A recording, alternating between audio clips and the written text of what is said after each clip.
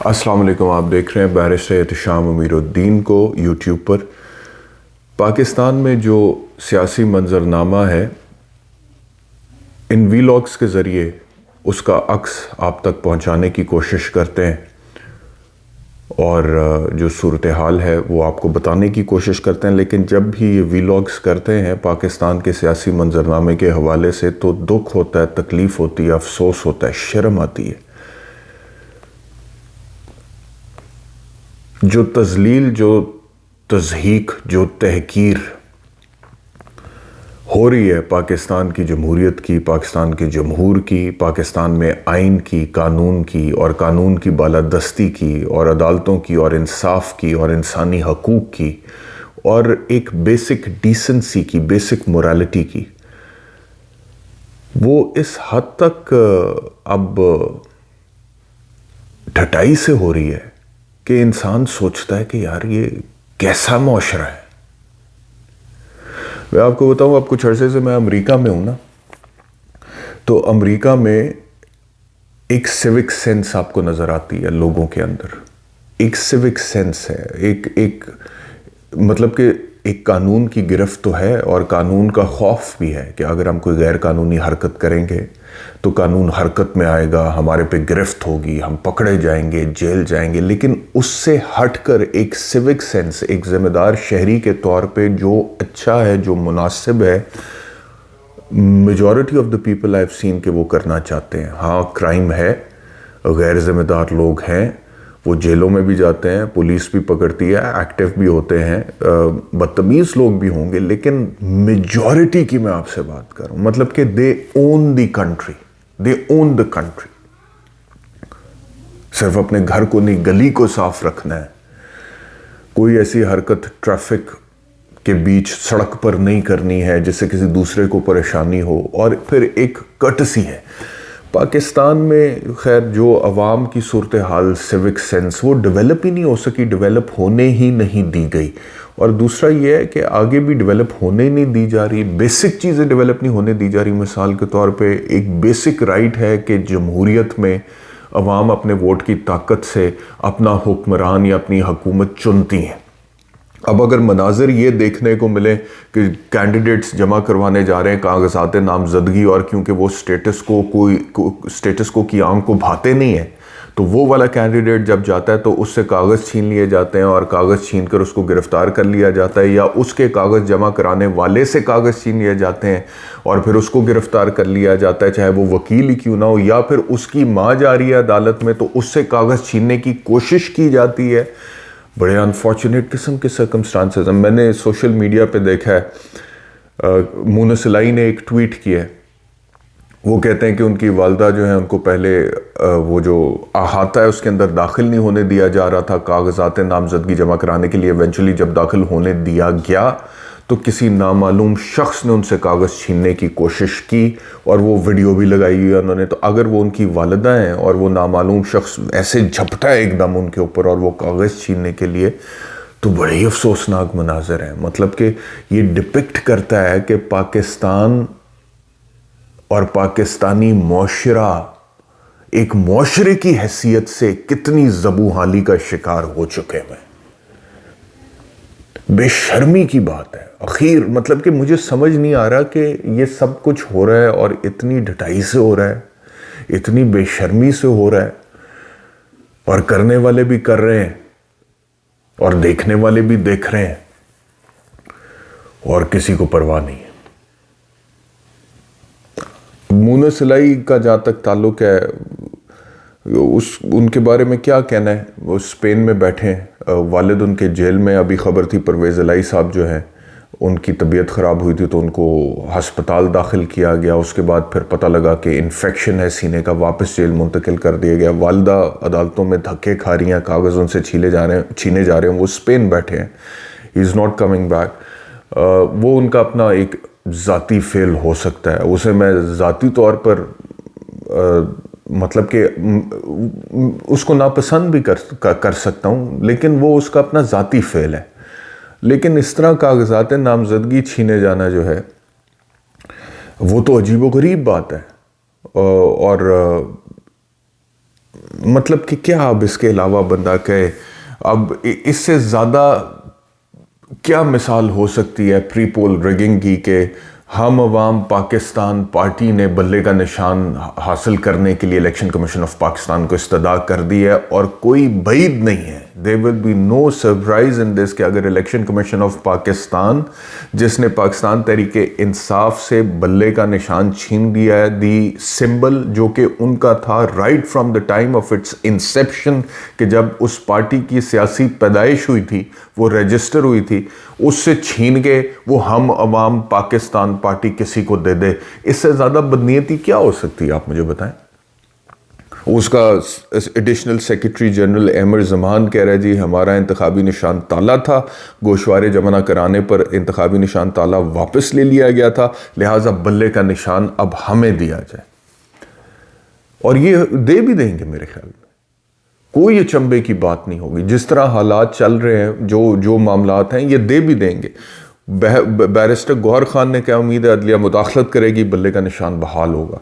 लेकिन इमरान खान का एक पैगाम आया बिलाल उमर बोदला के ज़रिए, और उन्होंने कहा है अपने कारकुनों से कि मेरे कारकुनों, बल्ले के निशान की वजह से आपने परेशान नहीं होना। वो जो उनका स्टाइल है कि आपने घबराना नहीं है, तो उन्होंने कहा है कि आपने परेशान नहीं होना। तो बंदा तो दबंग है, इसमें तो कोई शक नहीं है। जेल में बैठा हुआ कई महीने से, क्या कुछ नहीं कर लिया इमरान खान की सियासी जमात को तोड़ने के लिए, और कामयाबी से किया स्टेटस को ने, इस्टेब्लिशमेंट ने, हुकूमत वक्त ने, पीडीएम की हुकूमत ने। और नुकसान भी बहुत हुआ है पाकिस्तान तहरीके इंसाफ को, लेकिन उस हौसले को नुकसान नहीं हुआ जिस हौसले के साथ इमरान खान इस वक्त भी जेल में बैठा है और सब कुछ फेस कर रहा है। और एक खुद एतमादी अभी भी इमरान खान के अंदर है, और वो यही है कि जी ये सारे हरबे नाकाम होंगे। और मुझे याद पड़ता है कि जब इमरान खान के साथ ज़मान पाक लाहौर में मुलाकात हुई थी, तो दो बातें जो उन्होंने कही थी कि एक ये कहा था कि मुझे अपने अल्लाह पर भरोसा है, दूसरा मुझे अपनी आवाम पर यकीन है। तो उसी भरोसे और उसी यकीन के साथ वो जेल में भी बैठे हुए हैं और ये पैगामात दे रहे हैं। तो it requires a lot of guts and courage कि इस सिचुएशन में भी आप ऐसे करें। बाकी मुल्क में जो कुछ हो रहा है, अब इलेक्शन जिस तरह हो रहा है, जिस तरह आगाज़ हुआ है कागजात नामजदगी जमा कराने का, कि जिसमें कागजात छीने जा रहे हैं, गिरफ्तारियां हो रही हैं, कागजात नामजदगी कुछ लोगों को जमा कराने की इजाज़त नहीं दी जा रही है, अजीब माहौल है, अजीब ड्रामा है। मतलब कि is there going to be an end to this insanity, the insanity that I was referring to so many times in my vlogs at the time it started, and I kept requesting both the sides that please sanity must prevail. लेकिन उसके बावजूद वो insanity चलती गई है और मज़ीद बढ़ती चली जा रही है, और किसी को ख्याल ही नहीं है, एहसास ही नहीं है। जिसके पास ताकत है वो ताकत के नशे में चूर बैठा है, उसे भी कोई फ़र्क नहीं पड़ रहा, और जो देख रहे हैं वो भी तमाशाई बने देख रहे हैं, उन्हें भी कोई फ़र्क नहीं पड़ रहा, क्योंकि दोनों को लगता है फ़र्क सिर्फ उसको पड़ रहा है जिसके साथ अभी जुल्म हो रहा है, उनको फ़र्क पड़ रहा है। लेकिन फ़र्क उनको वक्ती तौर पर तो पड़ रहा है, ओवरऑल आपके माशरे और आपकी सोसाइटी, आपके सिस्टम, आपके मुल्क, आपकी रियासत, आपके मुस्तकबिल, आपके बच्चों को जो फ़र्क पड़ रहा है, उसका आपको कोई एहसास ही नहीं है, उसका आपको कोई ख्याल ही नहीं है, उसका आपको पता ही नहीं है कि क्या नुकसान है। इट इज़ इर्रेपरेबल डैमेज, नाकाबिल तलाफ़ी नुकसान है। बहरहाल वो चल रहे हैं जी। अब मरियम औरंगज़ेब जैसे सियासतदान 2-3 बातें हाथ में पकड़ के अपनी सियासत की खातिर जो लोग कौमी सलामती को इस्तेमाल करें, ये ऐसी है कि सियासत की खातिर कोई शख्स मज़हब का इस्तेमाल करे, उतना ही घटिया है। उसी तरह घटिया है कि कोई शख्स कौमी सलामती का इस्तेमाल करे सियासत की खातिर। मरियम औरंगज़ेब कहती है 9 मई को जिना हाउस जलाया, ये मासूम है। यानी कि आपके पास कोई और बात नहीं है करने के लिए 9 मई के अलावा जो कुछ आप लोगों ने कर दिया, और 9 मई की बुनियाद पे फिर जो कुछ आप लोगों ने कर दिया है, जितना क्रैकडाउन कर दिया, जितनी फैंटी लगा दी है पीटीआई को, जितना मारा है, जिस तरह जेलों में डाला है, जिस तरह अभी तक वो फौजी अदालतों में ट्रायल का जो हुक्म था वो भी मुअत्तल हो चुका है, वो लोग कस्टडी में हैं 116 या 103 लोग। और उसके बाद इमरान खान के साथ जो कुछ हो, what else do you want? अपने सियासी मुफाद के लिए और क्या चाहते हैं आप? क्या हो जाए? कल वो जस्टिस अतर मिनल्ला साहब भी कभी इधर हो जाते हैं, कभी इधर हो जाते हैं। कल का फैसला ऐसा था कि वो इनकलाबी वैसा फैसला हार्डली आपको कहीं मिलेगा। लेकिन उससे पहले बहुत दफ़ा जब पंजाब में KPK में इंतखाबात की बात थी तो जस्टिस अतर मिनल्ला दूसरी साइड पर आपको नज़र आते थे। लेकिन कल के फैसले में जो कुछ उन्होंने कह दिया है, और उन्होंने कहा है जस्टिस अतर मिनल्ला ने कि जी अपना पाकिस्तान में जमहूरियत को पनपने नहीं दिया गया। पिछले 70 सालों में किसी वज़ीर आज़म को फांसी दी गई, फिर उसके जनाजे में लोगों को शामिल होने की इजाज़त नहीं दी गई, रोका गया। 2018 में इक्वल ट्रीटमेंट नहीं दिया एक सियासी जमात को, और अभी इमरान खान के जेल में होने से या जेल में से बाहर निकलने से जेन्युइन इलेक्शंस जो हैं वो इंश्योर होंगे, लिहाजा इनकी ज़मानत होना चाहिए और बनती है कानूनी तौर पर, ये उन्होंने कहा है जस्टिस अतर मिनल्ला ने। लेकिन ये लोग जो सियासी हरीफ है 9 मई भाई बड़ा बुरा हुआ, 9 मई नहीं होना चाहिए था। लेकिन अब उस बुरे की बुनियाद पे क्या अपनी सियासी दुकान चमकाओगे? क्या अपना इक्तदार उसकी बुनियाद पर हासिल करके उसी पर खेलते चले जाओगे? सियासी दुकान चमकानी थी अपनी परफॉर्मेंस पे, सियासी दुकान चमकानी थी अपनी कारकर्दगी पे, कोई अवाम का भला करके। इस पे सियासी किसी दो दूसरे फरीकैन की लड़ाई में जो तगड़ा है उसकी साइड लेकर और जो माड़ा है उसको बार बार करके, ताकि वो माड़ा सियासी मैदान में आपके सामने से गायब हो जाए और तगड़ा जो है बाद में जैसे मर्जी आपको ट्रीट करता रहे। ये भी अभी आपको नहीं पता, ये भी आपको बाद में पता लगेगा। लेकिन बहरहाल वक्ती तौर पर सियासी फ़ायदे की वजह से अंधे हैं, तो वो बस 9 मई की वजह से ये मासूम है। 9 मई का इंसाफ अदालतें करेंगी, उनको करने दें। आप अपनी सियासत अपनी अहलियत पर करें। फिर अरबों की फंडिंग पर जो ECP को धमका है, अब बेशर्मी की बात है। ECP ने जो कुछ कर दिया है PMLN के हक में, मैं तो कहूँगा कि कर दिया है। जब PTI को नुकसान पहुँचा रही है तो PMLN के हक में बल्ले के निशान तक से तो महरूम कर दिया है। और क्या ECP फेवर करे आप लोगों को, जो आप और इश्तियाल दे रही हैं ECP को? ये अंधे को भी नज़र आता है। कागज़ लहरा कर मुल्क की सलामती को जो दाव पर लगाए, ये निकाल दी है इस गुब्बारे में से हवा। जस्टिस मंसूर अली शाह के कल के फैसले ने, 3 रुकनी बेंच के फैसले, जिसमें उन्होंने कहा है कि कोई फॉरेन पावर को कौमी सलामती को नुकसान, फॉरेन पावर को फ़ायदा और कौमी सलामती को उस तरह से नुकसान नहीं पहुंचा जो सेक्शन लगा दिया है सजाए मौत और उम्र कैद का। ये कह दिया, लिख दिया कल सुप्रीम कोर्ट ने अपने फैसले में। अब आप ये ढोल भी बजाते रहें जैसे ढोल बजाता है ढोल बजाने वाला, कि उसे 4 पैसे इकट्ठे हो जाएं। आप 4 वोट इकट्ठे करना चाहते हैं ये वाला ढोल बजा के, लेकिन ये ढोल अब इसका फ़ायदा नहीं है। ये सुप्रीम कोर्ट का लोगों को तो पहले से पता था। एक आम आदमी जो कि पॉलिटिकल कमेंटेटर मेरे जैसा, उसको तो पहले से पता था, लेकिन अब लोगों को मज़ीद पता लग गया, सुप्रीम कोर्ट का भी फैसला आ गया। बहरहाल जो तरीक़ाकार है वो वैसा ही है, उसके मुताबिक वो चल रहे हैं।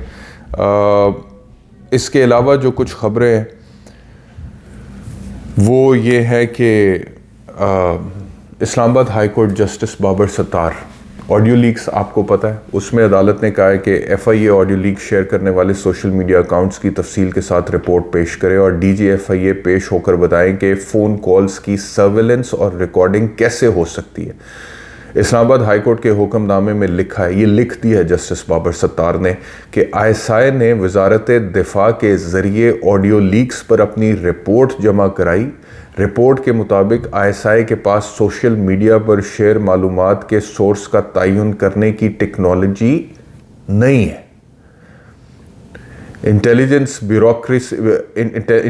ब्यूरो इंक्वायरी करके रिपोर्ट पेश करे ऑडियो लीक्स किन अकाउंट से शेयर हुई। वैसे ये मेरे लिए बहुत अचंभे की बात है कि ISI के पास वो टेक्नोलॉजी नहीं है और अब IB को कहा अदालत ने कि आप उस टेक्नोलॉजी का इस्तेमाल करके हमें बताएं कि वो रिपोर्ट्स, वो ऑडियो लीक्स जो है किन अकाउंट से शेयर हुई।